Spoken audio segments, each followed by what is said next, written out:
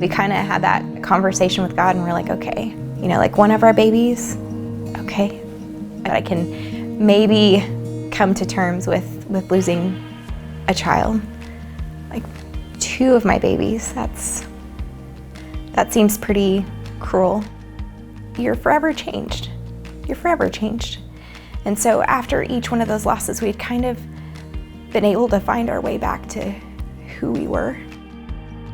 Someone in the lab found an area of genetic material that looked a little suspicious. And so we met and we sat down with Miss Julie, and she let us know that there was a genetic mutation that was both inherited from Michael and from me, that both of the boys inherited on chromosome 22. It's called LAMA5. It affects the production of laminin, which is an amino acid that's important for cellular structure. Her journey required in vitro fertilization. Unfortunately, with the latest technology we have called pre-implantation genetic testing, we could develop probes using tissue from Allison and her husband, and actually tissue that had been obtained from her son, so that we could make sure the probe actually detected the LAMA5 mutation. And Michael and I sat and talked to each other and we're like, if we don't continue to push forward, at some point in our life, we are always going to look back and wonder, what if? We learned that we had 5 embryos that were unaffected by LAMA5 that were genetically healthy. We would have an ultrasound every 2 weeks, which to see Nathan develop like that was just beautiful. Allison's 3rd pregnancy with Nathan was different because it was a mix of emotions.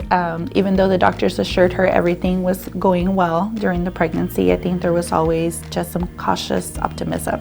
For palliative care to be there in a delivery, I think even the anesthesiologist just kind of like looked over and saw Ms. Marissa there in the OR, and palliative care had to give this preface like, no, I'm not here for my typical reason, like I'm here, as an advocate. We just locked eyes, and it was so comforting to have somebody who knew me and knew our story and knew that today was going to be a difficult day no matter what outcome we had.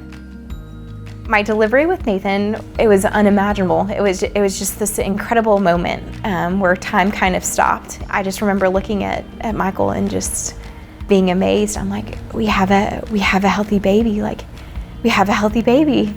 I get often asked, how can you do this job? My answer is always, how can I not?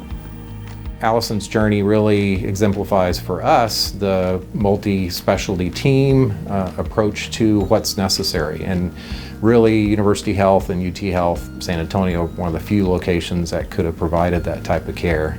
Without University Health, I don't think our life would look the way that it does now. They continue to search. They continue to seek answers. They were here for us, and without them, we wouldn't be where we are. And we are just so incredibly thankful.